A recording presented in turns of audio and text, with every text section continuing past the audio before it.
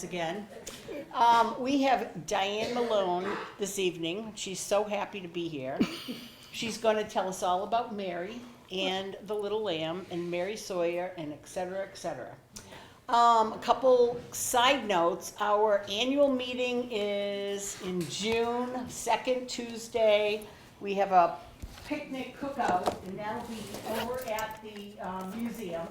And that will be June 11th, Tuesday around 5:30, but there'll be notices, emails, and all that good stuff going out. And Diane is going to tell us a little bit about herself and all about Mary, and you didn't bring the lamb, right?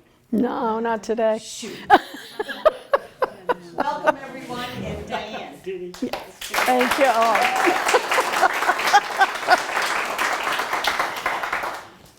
Mary had a little lamb. Its fleece was white as snow. And everywhere that Mary went, the lamb was sure to go. It followed her to school one day, which was against the rule. It made the children laugh and play to see a lamb at school. And so the teacher turned it out, but still it lingered near and waited patiently about for Mary to appear. What makes the lamb love Mary so? The eager children cry. Oh, Mary loves the lamb, you know, the teacher did reply. Every time I do this talk, that's how I start. I did it in 5th grade, high school, nursing school, college, speech class, and up at the farm, Clearview, a whole lot to all the school kids that would come to the farm, pick your own. And someone in town donated to Clearview, or me, this. And I just want you to see that Sally Mavor, who did this book, made one of these for every page in this book. Real stones, real wool, real whatever. So you're welcome to look at it. She did credit Sarah Josepha for the words, so we're going to talk about that. My name is Diane Trow Malone. Some of you know my maiden name was a different farm on John D. Road. That was my dad. My mom was Norman Sawyer's daughter and grew up at the top of the hill. He grew up, Norman, at the Mary Little Lamb house, which is down a mile on the corner of Rugg and Maple. And that's the house I live in now. He married the girl next door at Clearview Farm, Edith Wood. That was my grandmother. So the land from the two farms abutted at the power line on Maple Street. So over the years, generations and generations, it all ran together. The Mary Sawyer farm was built around 1750 by a Thomas Sawyer.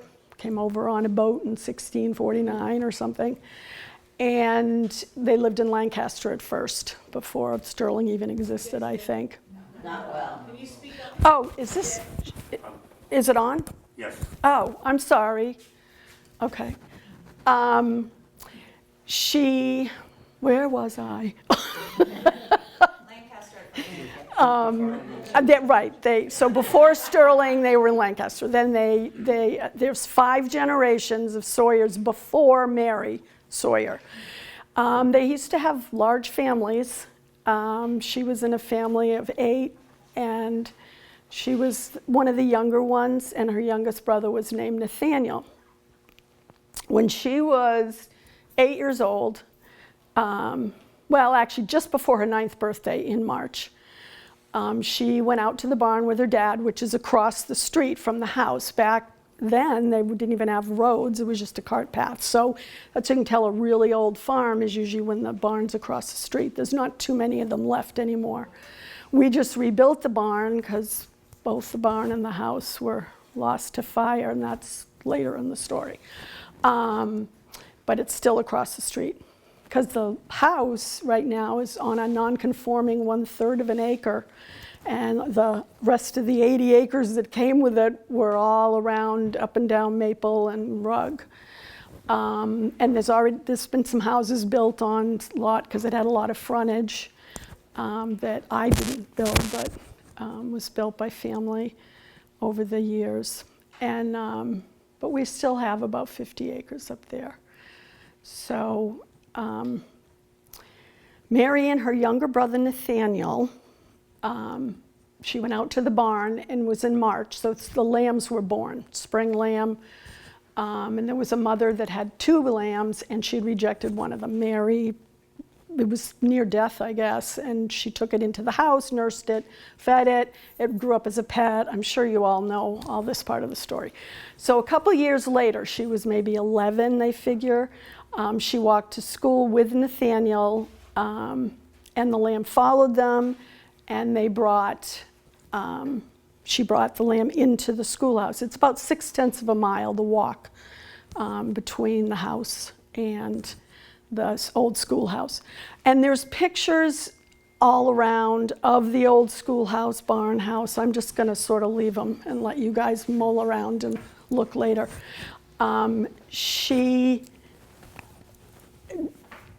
The center of town at the church, Lemuel Capon was the minister. He was only there for about 4 or 5 years, I think. And he had his nephew there studying under him, getting him ready to go to Harvard University. His name was John Ralston. He had come from the Boston area. His mom had passed, and so he was out visiting his aunt and uncle. And that day, he was 12, they figure.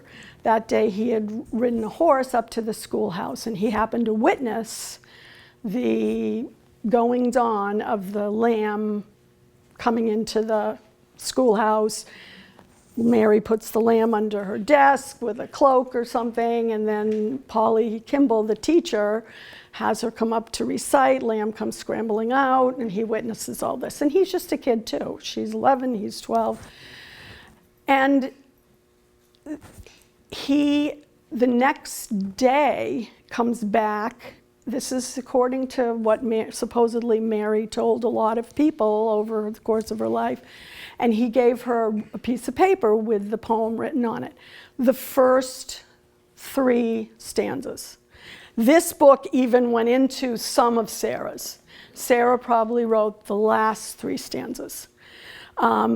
Literary experts have looked at it, and it really changes the style. It's written pretty much obviously by a child, the first 3 stanzas. And the last 3, it's got a lot of, it's very moralistic. It's got quotes. It gives a sex to the lamb. It just sounds like an adult more wrote it. And Sarah Josepha Hale from New Hampshire, she was a widow and had 5 children. And she was an editor for a very famous magazine, and she did write a book of poetry for children. And she put that poem in. It wasn't published till 1830. John Ralston, Jr., he went to Harvard. When he was a freshman, he died of TB. So he had passed, and Mary ended up in 1835 moving to Somerville, marrying Columbus Tyler, and they ran the McLean Hospital, the psych hospital. It was one of the earliest psych hospitals. I think he was a doctor, but he did everything. I'm sure it was, this is his ledger from McLean Hospital. Yeah, it's got all the books in it. So he was, I don't even, like the administrator, I don't know what you would equate him to now, the CEO, but I also have heard that he was a doctor. This was Tyler?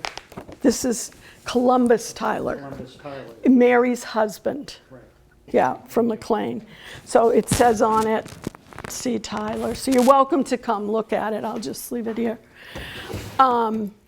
They never had any children.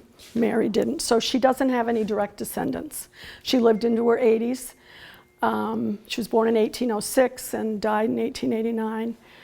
And so I'm descended from her uncle, her father's brother. In one of these books, there's a whole family tree kind of thing, if anyone wants to look. They had big families, but there were 5 generations till Mary, and then another 5. I'm the 6th generation after Mary. And the homestead has stayed in the family. It wasn't always habitable.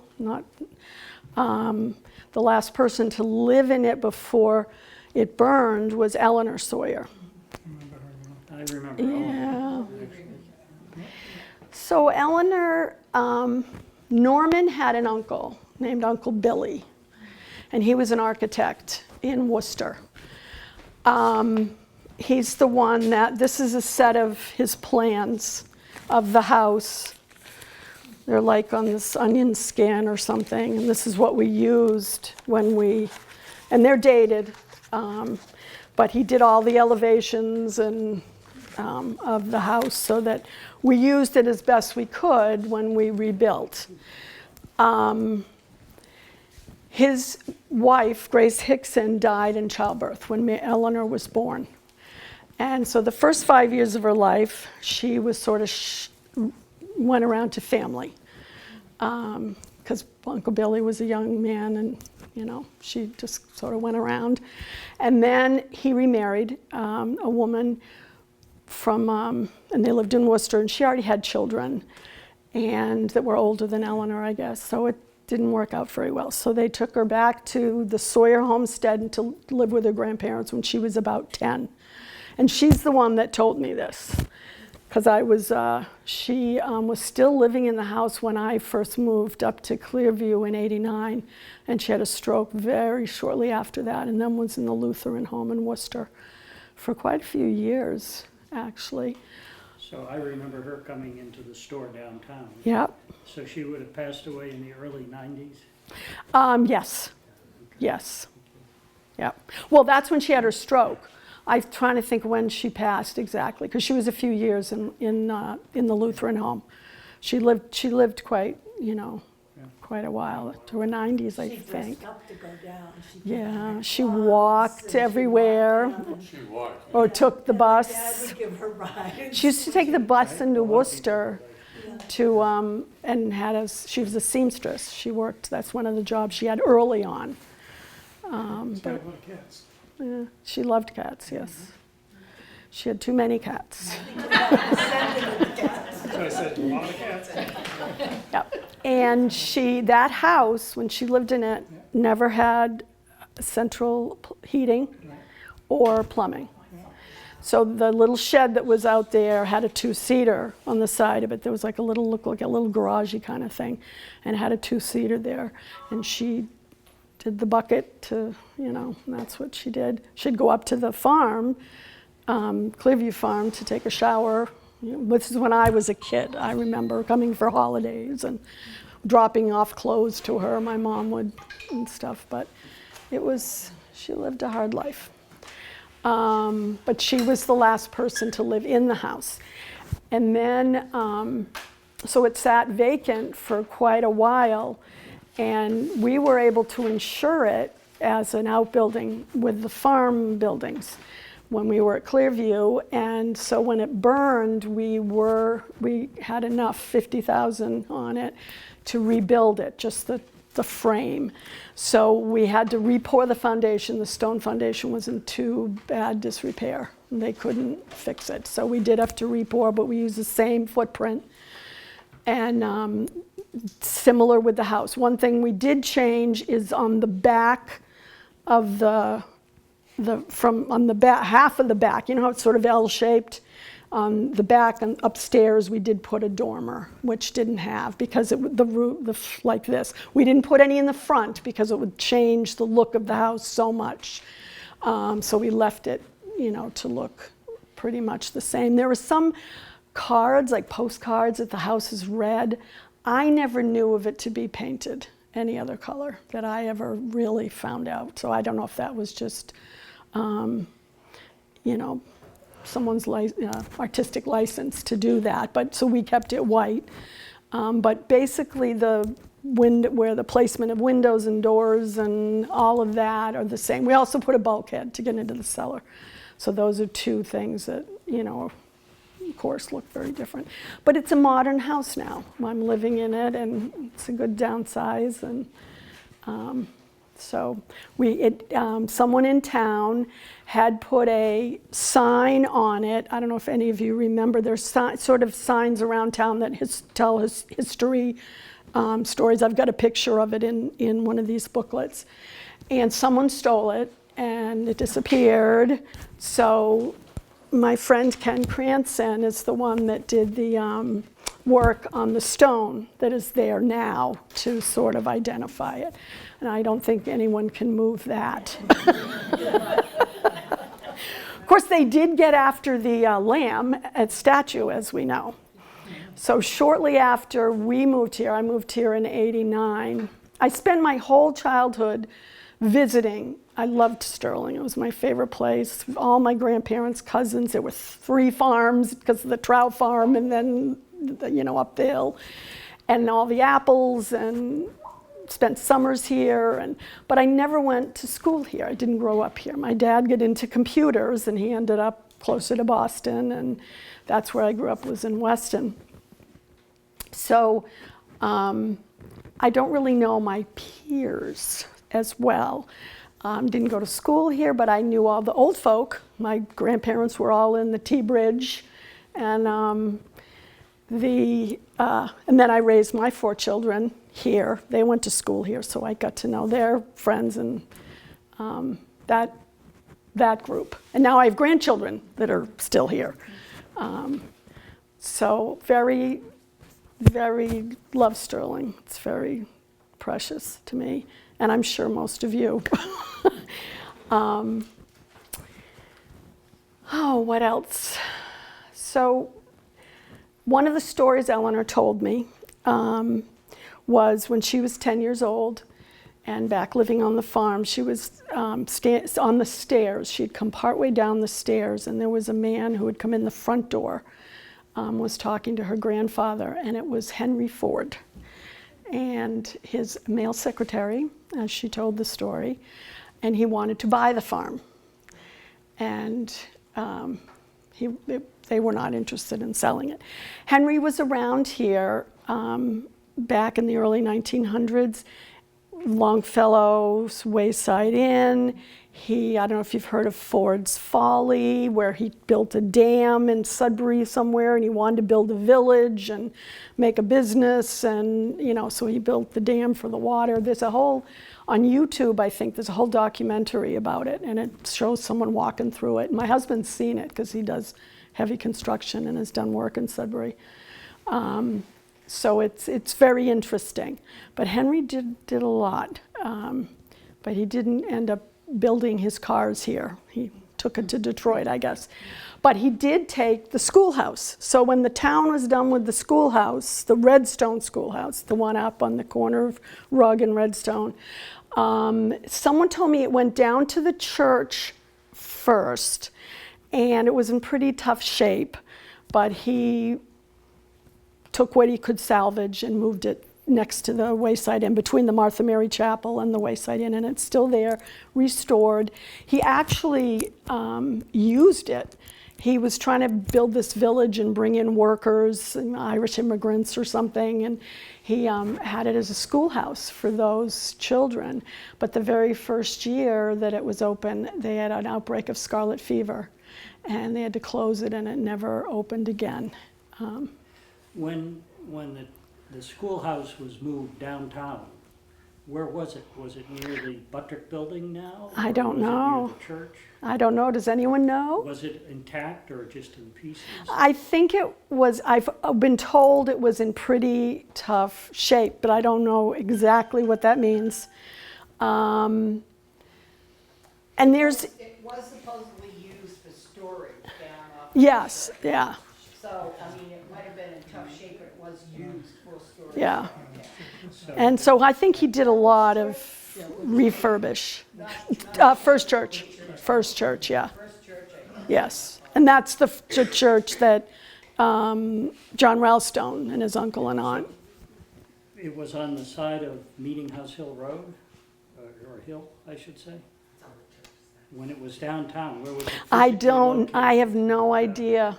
I don't know. Does anybody know? I've never, There are pictures of different buildings when you look at the old photographs of Yes. downtown from, Maple Street and down. Bush heads. And they moved buildings a lot. Yes. It wasn't like that Or it was parts of something that they buildings, didn't do. yeah. I mean, yeah, Well, so- everything where the parish hall is now. yeah, At the church, those were horse sheds. okay, yeah, Those were there, yeah, I forget when they were finally taken down. yeah. So it could have been there. It's possible. Yeah. yeah. But I don't, I don't know exact, yeah, and I've never noticed it. That's interesting. I've never noticed it in a picture. There's several different pictures of the schoolhouse. The schoolhouse, I don't have great pictures of it that are big. Here's one, and it was typically red stone. I don't know if that's why they did it.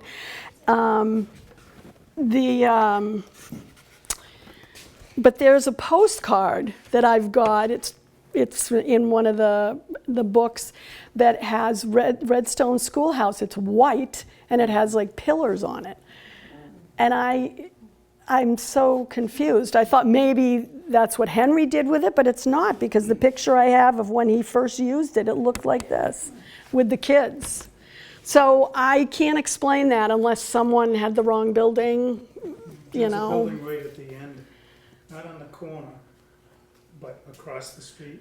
Yeah, Liz was just saying that. It was white and it And had it pillars on had it. pillars, yeah. Yeah. And Davis has used it for apple box storage or something. I'm gonna have to dig out that I just ran into came across that postcard, and I've always been scratch my head about that. So I wonder if that's what it was. Someone just thought that was the Yes, schoolhouse. exactly. We used to, Interesting. it did have pillars. Yeah. Yeah, you remember that, too. Okay, that would explain it, because it was totally different. So now we have a lamb on the town common.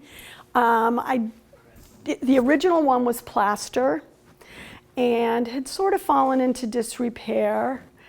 And when we first moved here, some kids, this is the story, the lore that I was told, had a hazing of some sort to put the lamb in the lake.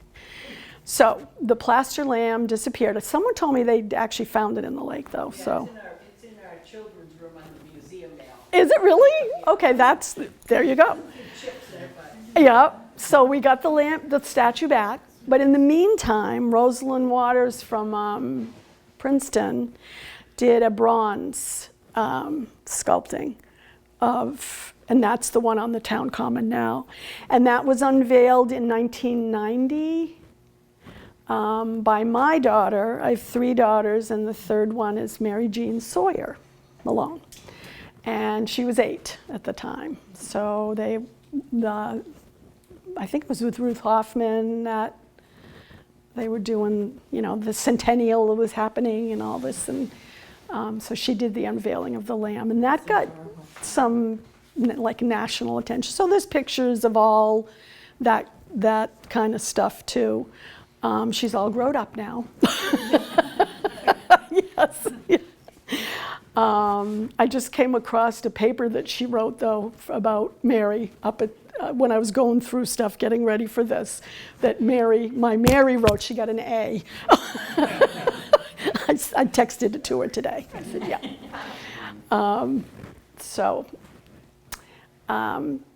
What else? there's so much. It gets. Do you want to hear about the fires? Arson. So there are two, they were men, now they're definitely men, from Clinton. They were friends. And this is from the fire marshal that I got this information. They used to go out at night and torch vacant buildings usually. As he put it, they never killed anybody yet. Few animals, though. They were good for barns and all kinds of stuff. So in '07, they got a warrant to put a GPS on their truck. And that summer, they caught them on 4 different fires. The sawmill on Route 2 in Irving, the Mary Little Lamb house, and I think it was a barn in Praxton and Holden, two buildings over that way. And they were prosecuted in the Worcester courts. I went with a victim impact statement kind of thing. And they both went to jail for 15 years. They just got out because it happened in '07. So, and they keep you informed of that kind of stuff. So, that's all I know. But Well, Eleanor was very much harassed she was. from, from people coming over from Clinton and other places. Yeah, and she they called was. her cat lady and all other Yeah. many Yes, cat it was bad. The barn burned in '79, Halloween night. I was gonna say, that was a long time ago. Yes, it was. That was one of their early fires, and I'm sure they're the ones that did that. This is me. I was there that night. We were at the fire station, because Halloween night, Yeah. there was usually brush fires set, and we got there right away, and it was totally engulfed. Norman was in the field. Oh, was it? Norman, he was the fire chief, Yeah, I remember. my grandfather. And he called, I was newly married, had my two, would have been my youngest daughter, Yeah. my oldest daughter, was toddlery. And it was our first, Halloween, she could dress up and go trick-or-treating. So Norman asked if Rick could come sit with him in the orchard across the street and to watch the house and the barn, and I wouldn't let him because I said, no, we have to answer the door and take Jackie trick-or-treating, and so who would ever think? And they torched it from the back that night while he was sitting there. And it was going right. In New his, Hampshire lost a lot of covered bridges to arson. it's horrible. Anyways, so that's another little piece of the. Norman was the mailman. He was a rural route mailman for Sterling Junction for about 40 years. Yeah. And I remember his retirement party at, Acres. Green Acres. Green, not Green, 4 Acres. Green, I'm about to sing. Green Acres is the place to be. 4 Acres over by the airport. How many people remember that? Oh, yeah. So that's where he had his retirement parties, and they fed all my grandfathers. And that's probably what he was doing and trying to do in Sudbury. That explains it a little better. And I guess it just didn't really take off here or something. Save the old farm. Yeah, well, exactly. And that's one piece of the puzzle. You probably all know that the first recording of Mary Had a Little Lamb was Thomas Edison on the phonograph. And Thomas and Henry were good friends. They actually summered together in Fort Myers. There's Florida. There's like a place you can go visit and. Fort Edison Museum. Yeah, and They were neighbors down there, I've been to their. yes, okay, that's what and that's open to the public now. So I haven't gotten there yet, but it's on the list. So is there any questions or anyone have anything to add? I know you guys are a wealth of information.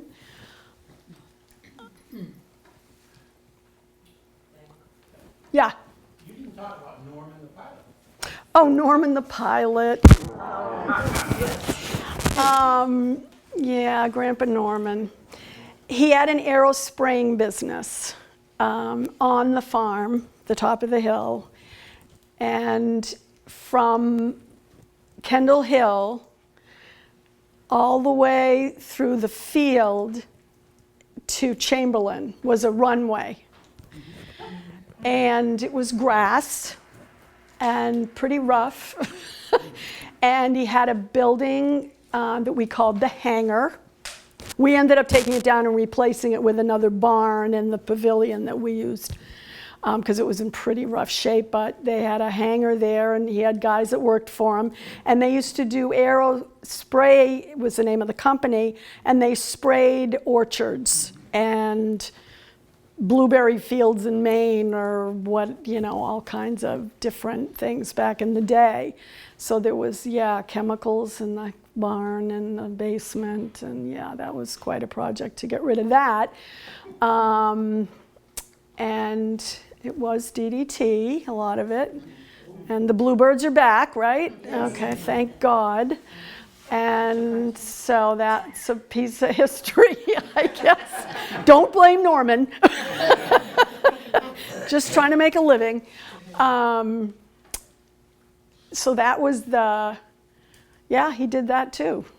That was, you know, something else he did. His wife, my grandmother, Edith Wood, she was a third grade school teacher in Buttrick for years and years and years. I have every class picture that she taught, and but she died the year I was born, so that was 54.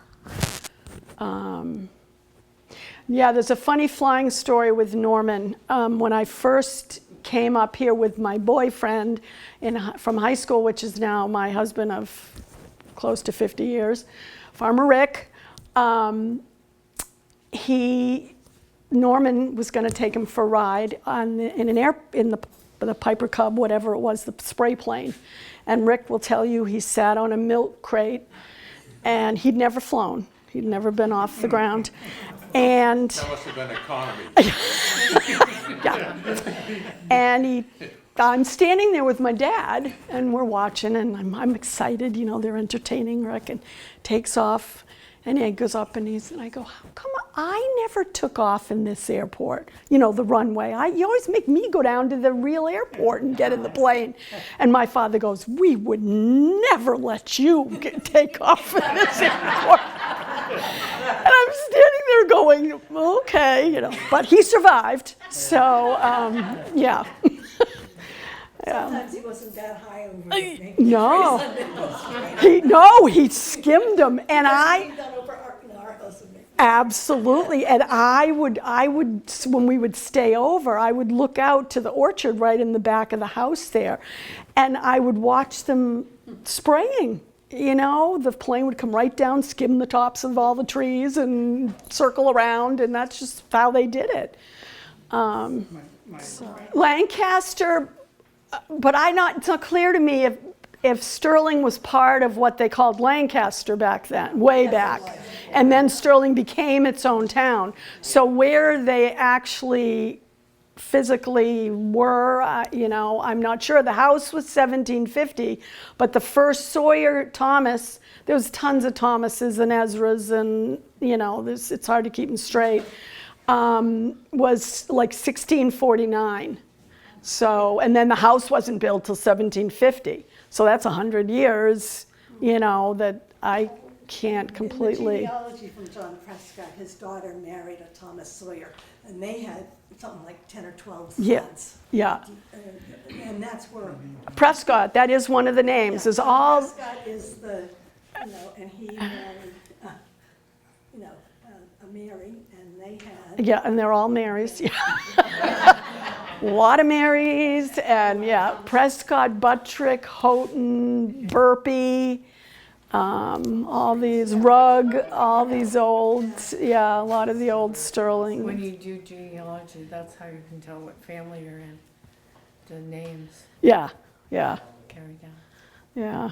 Well, it's pretty hard living here in this area not to have a Sawyer in your background. And cousins married cousins, because there wasn't very much marriage Yeah, opportunity, yeah. so you married, yeah, you know, first cousins and second cousins. yeah.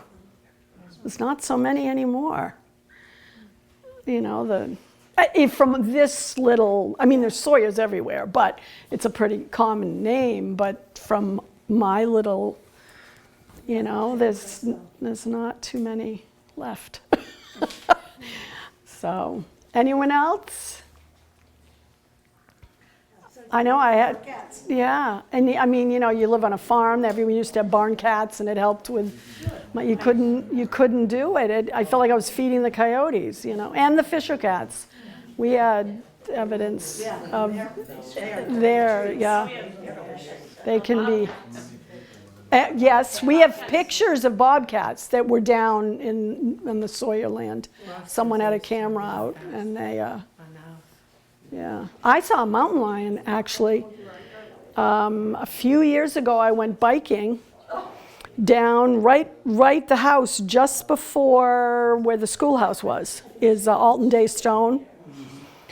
Do any of you know Alton? He grew up with Rick and I in Weston, across the street from Rick, so it's a small world. His sister was in our wedding, it's hard to explain. But anyways, he, right in his yard, I was biking by myself to meet some people down, you know, at the ice cream bar or something. And I felt something on my side. I just assumed it was like a dog or something.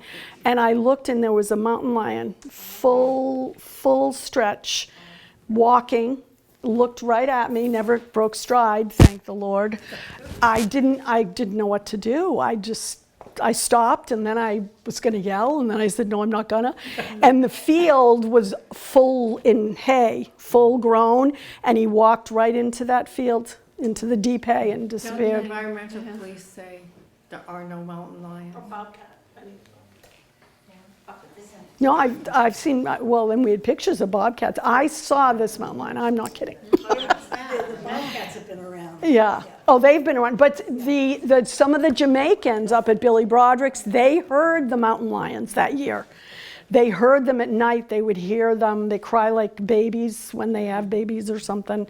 So, yeah, it had been confirmed that they were around. So it was just that one time. But, like, what are the chances, you know? What year was that when you were biking? I wish I could be more specific. It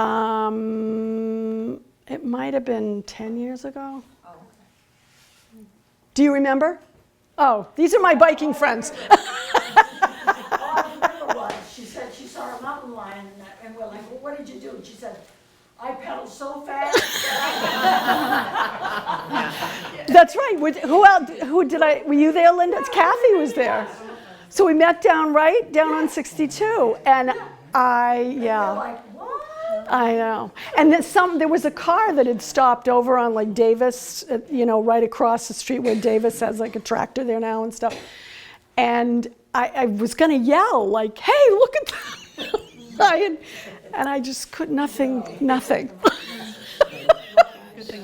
So pertaining to the schoolhouse, is it possible or reasonable to assume that maybe some of the original pieces of the original schoolhouse are at the Wayside Inn? Yes.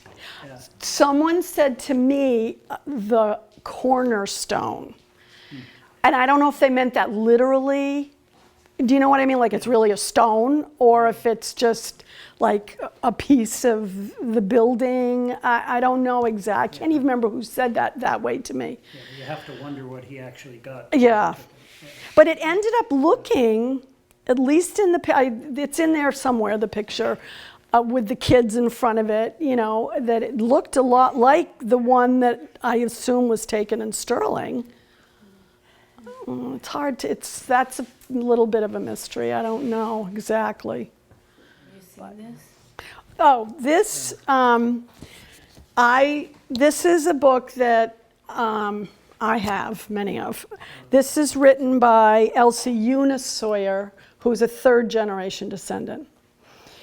And she wrote it in the early 1900s, which is the same time Henry wrote his book. His is a little more in depth. It's really good. If you ever go to the Wayside Inn, they sell them there. And he starts it right off with the what I credit the poem becoming a nursery rhyme and being known almost internationally. I met people for years that would, up at the farm, would come from Japan or whatever, and they knew the poem. It was a nursery rhyme. But anyways, I'm glad you brought that up. So this was written, and here are some originals. They were tied, the originals from like 1917. I think there was 2 printings back in the early 1900s. And I still have the print, the stamp that did the cover. And if you notice, they're colored. I don't even know how they would do that from this thing. Maybe someone knows about printing that I don't know. You might. It could have been hand-colored, or there could have been another block just for the color. Okay. I don't know. But I use this as like, on T-shirts and things, because I figured it was the family's anyway. But in 1988, my mother and I put this back into print. And so these are, if you want one tonight, they're over on the table. And it tells the story, but not as in depth as, especially about the authorship of the poem, which is what always gets the press, as we know, almost always. So this is an example. In 1997, People magazine calls me, shows up at the farm with this silly dress and me in my 80s hair. You want your book back? Okay. Is that yours? Yeah. And there was like 8 people, cameras, lights, umbrellas, all this nonsense. And they brought this costume. So I couldn't wear it tonight because I don't have it. And they took a few pictures in the orchard, and then they took a few in front of the house, and then they took me to Davis Farmland. So this picture, the one that they ended up using, is a 1-day-old lamb from Davis Farmland that is missing its mother, and its mother is in the next pen bleeding away like mad. And they keep trying to get all the sheep in the background of the picture. But sheep are like fish. They go and there's a llama in there that is protecting the sheep. So it's not liking any of this. So they're trying to keep the llama away from the photographers and me. And we're listening to the mother scream for his baby. And so that's how this happened. But if you notice the title, it's called Lamb Stew. So that's over the authorship of the poem. I have whole pages of articles over the years in here. It's open to that page, actually. So this is what and I'm sticking to it. So John Ralston wrote the 12 stanzas, gave it to Mary. He passed. Mary held on to it for a lifetime. She told the story many, many, many times. She never took credit for anything else but those stanzas, and she always gave the credit to John Ralston and told the story about walking to school. The minister's wife was good friends with Sarah Josepha Hale. And she probably had a copy of this.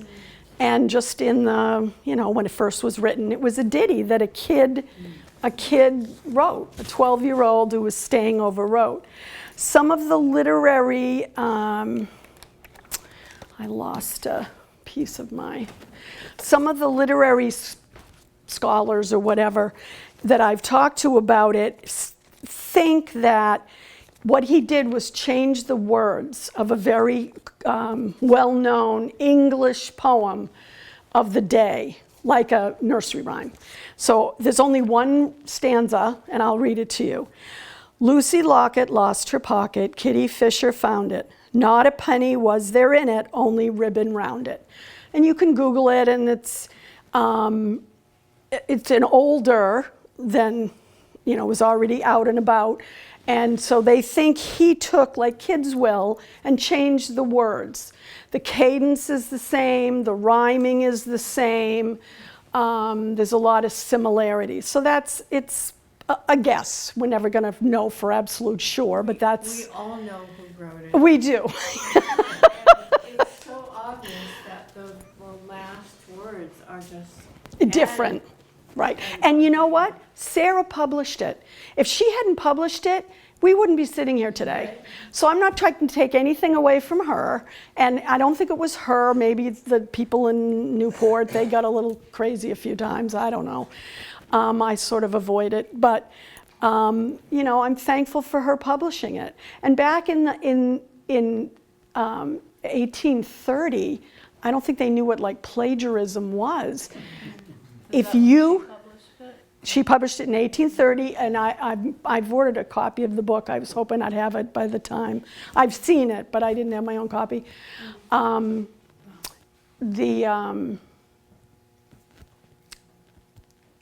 was I going to say? In 1830. The last page of that book is the Lord's Prayer that she changed words in. No, I'm not kidding. And I wished I had it to read to you. It's sort of fascinating, but that's what it was. It was a long time ago, and yeah, and she did what you did then. She was very successful, and if she hadn't done that, it wouldn't have probably gone anywhere, just so I give full credit, and I love trying to figure it out how it came. So when it started to be questioned, was that more recent? So Sarah Jessica Hill wasn't around anymore to ask about? There's you hear that on her deathbed she swore that she wrote the whole thing, but even Henry Ford's book it talks about that, and it's more like the people in the town, and it just they just I guess didn't want to share the story. I don't know. She might not have remembered by that. Well, exactly, but no, I can't find any place. They said it was never from her directly. She was, and so that to me that makes perfect sense. How it might have come about. And that original writing is gone, is lost, right? Yeah, as far as I know, I don't have it. Well, Henry Ford's book is really good, and just one more little piece of that. He starts off this book with what's called the McGuffey Reader, and the McGuffey Reader was from 1857, I think was when it was first published. You can get it still today. And the second edition had a lesson in it and it's all right here, and it uses the poem as the lesson. So to me, that's how it became a nursery rhyme, is not just Sarah's book, but kids all over America and whatever studied this and read it and learned the poem, and then, yeah, someone put it to, to music, and now it's a song, and so it's, that's. So do you have a collection of books? This is one of my collections. Oh. And Where she went there's a for history in 2 the weeks. back, and that was done by Dolly Parton. You're kidding. I got the reader. I mean, Dolly Parton, somehow or other, she has the She outreach. does. She does. Outreach, and that one was done back. Wow. That's awesome. Yeah, I have a. Illustrated. I didn't even know about this one. I've got a collection of crazy books. You know, they've changed it a lot. You know, Mary had a little ham. Mary was a little lamb. This is on the coast of Maine, and it goes into a whole story with that. And so they've done a lot of fun things with it over the years. We're gonna get you a copy of that one. Yes, that's awesome. I can look it up. I just never knew about it. I can order one. And I guess Will Yeah. Moses is pretty much known. I think he did textile design and other things. There is one other book that was written by a Carol Williams much more recently, and I'll just make this quick. And she corresponded with me quite a bit in her efforts to write this. I don't know. I have a few copies of it. I don't know. I'm sure if it's out there somewhere. Is Carol the one that takes care of the schoolhouse at the Wayside Inn? She's the one that worked with Roxanne. I thought so, Loretta. That's Carol Williams? Oh, okay. See, I don't even know. Because Roxanne Tosi did a lot of research, and she did a lot of work with. Yeah. and they kind of Carol, worked in yeah. research. Yeah. She's your sister? Roxy. Oh, really? What's the last name? Well, I'm Morris, she was Tosi. Right. Oh, Tosi. Seems my Okay. name was Morris, and this is her Okay. sister. Okay. Because I know a Roxanne Toomey from Leominster, but I was going, that can't be the same. I would drive all around New England, and I would get text messages from Roxy saying, there's a one-room schoolhouse abandoned out there. I need you to go drive it. Good. When she couldn't travel as much. Wow. Her surrogate Wow. traveled. Yeah. Was Capen was he the first minister in Sterling? No, I don't think so. He was 18, I just was reading the 1815 to 1890. He wasn't there very long, and he was young. He was only in his 30s, I think. And there was no relationship between he and Ralston, right? Uncle. Uncle. Okay. That's what I believe. It was his uncle, I think, because his father was John Ralston Sr. So I don't know if they were brothers, or I don't know exactly. So he came to stay in the country with his. Right, he was living at the parish, getting ready to go to college, getting more education with the uncle. Thank you very much, everyone. Take them.